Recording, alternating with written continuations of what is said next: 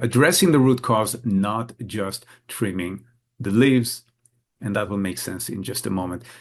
What I want you to understand about this particular shift is that it relates to a very big scientific project called the Human Genome Project, which you may have heard about.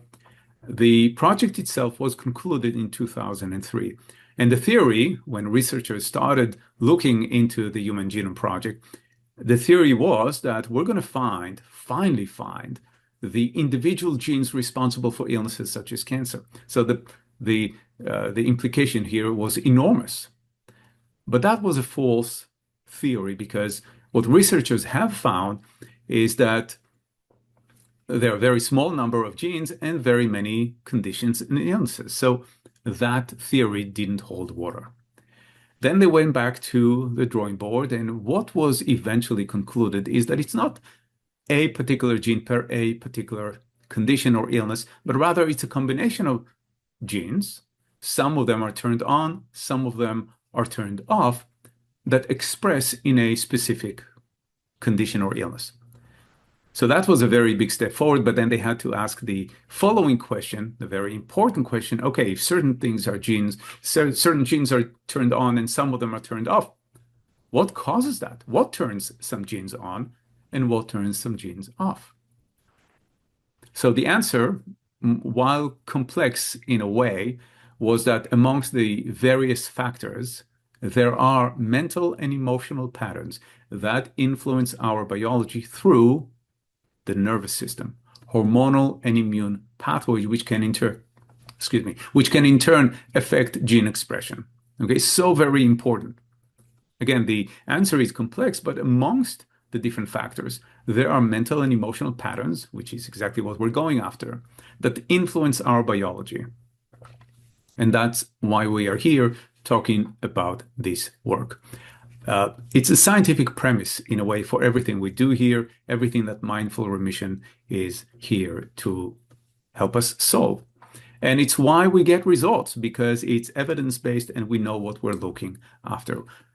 We get results with mindful remission, which I call a game changer methodology. I'm calling it a game changer methodology because it's actually how we tangibly, practically able to identify and then reverse illness thought patterns, and in doing so engage the body's immune response. In other words, we support it, we allow it to do what it's designed to do, which is to eliminate any abnormalities in our blood. Okay, and my point is that illness thought patterns, they live in our subconscious mind. So unless we address the subconscious mind directly, healing these patterns just cannot happen. And again, I'm not putting down any therapeutic approach here, like talk therapy, for example. I'm just stating the fact. If we look at conventional talk therapy, it primarily addresses the conscious mind, hence talk therapy, right? We're going to talk about it. To access the subconscious mind, we need a different tool. We'll talk about that tool in just a second. But before we go there, before we talk about what's actually going to work, let's quickly talk about what many of us have been told to do, what I call conventional wisdom. And the one thing I want you to understand is that conventional wisdom is a recipe for conventional results. And conventional results, when it comes to cancer, is just not good enough. It means recurrences, not what we want. Now, what I'm talking about are likely things or suggestions that you've heard from well-intended people in your life. Some of them may very well be aware that there is a mind-body connection even. But these suggestions goes as follow. For example, that you need to think more positively, right? I mean, stop being so negative. Be positive. That's one suggestion. Another is that you need to meditate to lower your stress level. Not a bad idea, but we'll talk about why it's flawed in just a second. You've probably heard that you need to join a support group, which is a great idea, except from my perspective or my experience, many of these support groups have people that just focus on fear and commiserating and talking themselves out of being full of lives. Or maybe you heard that you need to wear pink to join the cause. I mean, these are things that seems to float out there in the cancer sphere, but none of these activities, and that's why I want to talk about them, none of these activities actually address the unique subconscious patterns that are impacting your biology, inhibiting your immune response. The lessons, the beliefs, the perceptions instilled in your mind when you were very young are very different from mine or from everybody else, right? I mean, so what that means is that we can't use a one-size-fits-all approach. We have to go straight to the source. And at the end of the day, we have to learn that to be true. I mean, we know this through research. Our biology and immune system, they don't respond to conscious effort. They just don't respond to conscious effort. They respond directly to signals from the subconscious mind, the emotional mind again. So, and a somewhat humorous visual that I like to use about this kind of surface level conventional wisdom tools is I want you to imagine that you're trying to upgrade your laptop computer performance by painting your monitor a different color. But that's what many of these surface level, even mind-body approaches to cancer, that's what they're trying to do. They're only working at the surface level of the conscious mind. And either, completely ignore the subconscious mind or they just can't change the deeper programming or the mental code properly. So whatever approach you're going to use, I'm just saying you need to go directly to the subconscious mind if you really want it to work. And now that we know what doesn't work, we can actually talk about what does. Okay, and here it is. Here is the new way, which highlights mindful remission way, which highlights the fact that we need to access and reprogram the subconscious patterns that are inhibiting our biology and immune response. And it works like this. I will just kind of give you an overview and then go step by step. So the first thing we need to do here is to locate in the subconscious mind the event, the initial event that planted the seed for a particular illness thought pattern. Once we identify that, it can be a situation, event, or anything in between, then we can release the emotional intensity trapped in that event. We then can begin to look at this event from a different perspective, come to a new decision about what that actually meant. In other words, reverse the incorrect perceptions that or the meaning that we have assigned to that event, and then we can apply forgiveness. We'll talk about what that means in just a moment. And then we can assimilate all of it into our present awareness so it's automatic. Okay, so let's take it step by step because this is really the heart of the matter here. The first thing we need to do is to access the subconscious mind. To do that, we use hypnotherapy, a particular type of hypnotherapy, as the key to the door of the subconscious mind. And we need to access the subconscious mind to original, again, that particular moment in time, situation, or event that caused us to shift our identity or perception or belief about who we are from positive to negative or limiting. That's the moment or experience that planted the seed of the illness pattern. Now, there might be more than just one event. Okay, well, we'll address each one of them, but that's what we do. Now, once we found the event, that moment in time where things have shifted for us internally in terms of our understanding of who we are, from positive to negative or limiting, then we need to release the trapped emotions within that event. Because usually these moments in time where something shifted within us, they were very emotionalized situation. We tend to call them trauma, but it doesn't have to be all that dramatic. They were very emotional situations, which is why they kind of got so ingrained deeply in our subconscious mind, because the subconscious mind is the emotional mind again. So we need to release the trapped emotions around the event, because like thick fog that prevents us from seeing the road properly when we're driving, these intense emotions prevent us from seeing the event through a clear lens in a way. It's the intensity prevents us to find the good in that which we previously perceived as bad. It prevents us from looking at the same situation from a different perspective so we can come to a new decision about what that moment actually meant for us.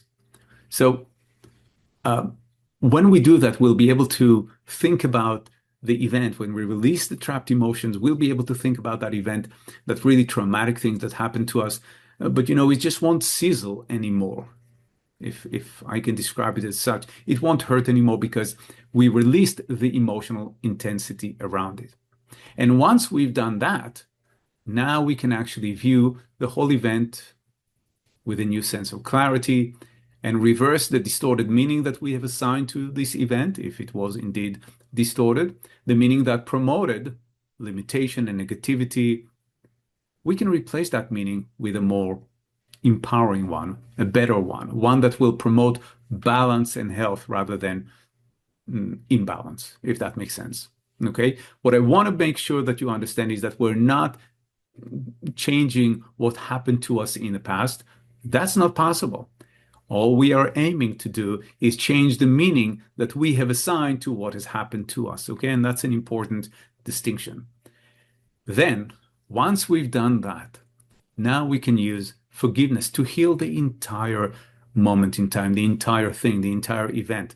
Now, by forgiveness, I don't mean that what happened to us or what someone did to us is okay. That's not what I mean at all. What I mean about by forgiveness, in the context of mindful remission at least, is that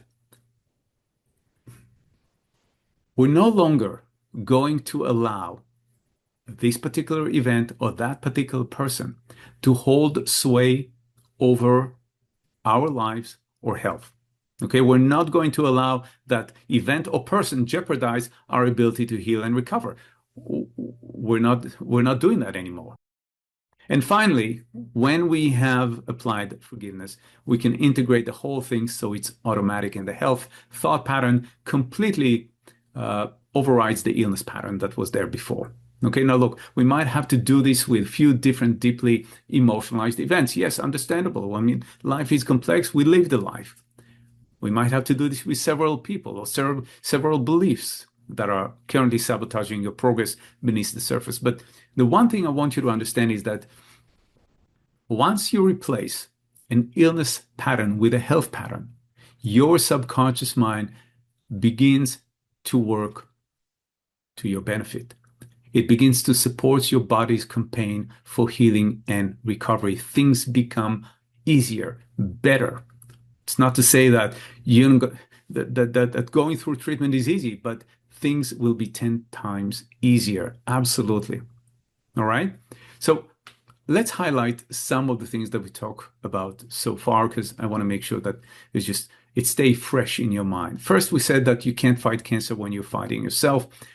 Think of it like standing in front of the mirror with a sad face, hoping to see a smiling reflection, right? Not going to happen. The second shift we talked about is about releasing suppressed emotions, essentially, right? Illness thought forms. How do we release them from the subconscious mind so we can support the body's healing for recovery? And last but not least, we understand that addressing the root cause of our distress, that moment in time, shifting our mental programming for the better, can impact treatment outcome for the better. It's as simple as that. That's the equation. And that brings me to the fourth shift. Okay, we're moving fast. I want you to stay with me. We're almost done. This shift is shift in identity. From feeling perhaps like a cancer victim to perceiving yourself as a healing powerhouse. And this is so important because one of the biggest challenges for cancer patients, one of the biggest problems that they're facing is the feeling that everything is out of their realm of control. And again, we know through psychoneuroimmunology, this field of research have identified specific patterns. We're talking about helplessness, hopelessness, and stress as immune suppressant patterns. So we know these patterns are not working in our favor. We know also now that by engaging our subconscious mind, we can actually get ourselves back in the driver's seat, metaphorical driver's seat, if you will.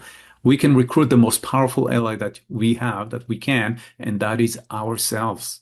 And a good example for someone who's done that, let's talk about James for a moment, another client who turned things around quite beautifully. Now, James was diagnosed in 2019 with prostate cancer, and he was 60 years old. And after his surgery, he found himself grieving a great deal, not just for the physical loss of his libido, but for something much deeper. His sense of identity, something shifted. His value and worth, his manhood. In other words, his emotional pain, it was running much deeper than the diagnosis. And if we look at James' childhood, again, it was, there's a lot there. So first of all, his dad was a recovered alcoholic, and James said that growing up, there were many, many rules and a lot of criticism, plenty of judgment that he contended with. And to avoid being on the receiving end of his father's rage, James did all that he could to succeed academically, because that brought some peace and quiet. So to stay safe, James did everything he could to excel in school. He developed unintentionally, but this pattern of being a perfectionist. But beneath the success that he was having, there was fear, there was anxiety, there was a crushing sense of not being something enough. And in a way, he walked on eggshells and waited anxiously for the other shoe to drop at any moment, because it happened and it was very difficult for him to experience. James struggled with a great deal of self-blame. He blamed his cancer on his wild young years, if you will, on drinking, partying, on his sexuality. He internalized a lot of shame, and he believed that he, in a way, was the problem. He was the disappointment. Well, something within him was broken. And this was the seed of illness, in a way, the true illness, eating away at him from the inside out. And maybe that, again, resonate with some of you watching right now. Through our work, James began to meet himself with compassion instead of judgment. He learned to make peace with his past and began to embrace his identity, not as a flaw, but as something quite sacred. He released years of self-blame, and he finally was able to forgive the boy that he once was, the boy who just wanted to feel free, get under this weight of oppression. And he was able to mend through this kind of work his fractured relationship with his body, with his story, with his soul in a way. And for the first time, he was able to really look forward to a future that was filled with possibilities instead of doom. Now, look, this is James' story. You heard Martha's stories. Maybe you have your own story. Now, you've heard everything I have to say. And now you have a choice to make. You can either keep going to your doctor's appointments and just relying on the physical approach to healing. Well, the whole time you're filled with stress, you're filled with anxiety, knowing that you're unintentionally working against yourself, suppressing your immune system, and making it harder for the body to recover. Or if you want to take control of what you actually can control, which is your own mental and emotional state. In other words, you want to feel confident about the path you're on. And you want to use the mindful remission approach to get better treatment outcomes, not just to make your immune system stronger, but for you to feel better. So you don't just survive, you get to thrive through this moment in time without all this stuff weighing heavy on you, without all the past and negativity weighing you down and holding you back. If that's what you want, then here is what I have for you. I've set aside some time in the next 48 hours to speak with you personally. It's important for me to speak to each and every one of you personally about how you can begin to integrate this approach into your individual cancer journey. You can do that starting today with 25 years of doing this kind of work, whatever your biggest challenge is. I've seen it and I know how to address it, how to support you. So I encourage you to book a call using the calendar or the form, the link beneath this video, just to get started. And what we'll do is we'll jump on Zoom for about 40 minutes or so to do some work. Number one, what we'll do is we'll get very clear on where you are right now, your treatment, your challenges, what's working, what's not working. So that's the first thing we're going to do. Number two, we'll identify the very patterns that are affecting your immune system even right now. Number three, I'm going to lay out a crystal clear path for you to healing what's in the way of the results that you want. And number four, we'll talk about how you can begin to shift illness patterns into health patterns so you can move forward with confidence. But here is the thing. This call, it's not for everyone here. It is for you, and I want to be just very clear. It is for you if you're currently, as I said, going through treatment and you understand that a physical approach to healing is just not enough. It's not enough for lasting healing. It is for you, this kind of call, if you recognize that unless you change the internal environment in your mind, the internal environment that produced illness in the first place, that unless you change that environment, that it'll just come back again and again. The symptoms will come back again and again, and that's unacceptable to you. So then it's for you, and it's for you if you want to leave no stone unturned. You're willing to invest in yourself in a way to get the best possible outcome. If all this is true for you, then absolutely use the form, the link beneath this video to book your consultation right now. And if I didn't mention it, this is a free consultation. In other words, there's no charge for this call. Having said that, I do want to say that there's only so many people I can talk to and support, so many spots on my calendar. The purpose of this kind of consultation is for us to meet so we can find out what's possible for you moving forward. See if you're a ready candidate for this kind of work. Okay? All right. Well, once again, thank you so much for joining me here today. My name is Avinoam Lerner, and I hope that now you can see that the healing you desire is actually attainable, that the scientific premise behind it is solid. And what I really want you to know is that it doesn't have to be this hard. I mean, no one's going to tell you that going through cancer treatment is easy in any way, but it just doesn't have to be this hard, or as hard as it has been. If your mind is unintentionally self-sabotaging your progress because there's a conflict right there in your mind, in your subconscious mind, just know that we can resolve this conflict. And when we do, everything gets 10 times easier, so you don't have to struggle. The struggle is optional. The anxiety is optional. The fear is optional. So click the link under this video. Use the calendar to book your appointment, and we'll be talking very shortly. I look forward to it. Take care.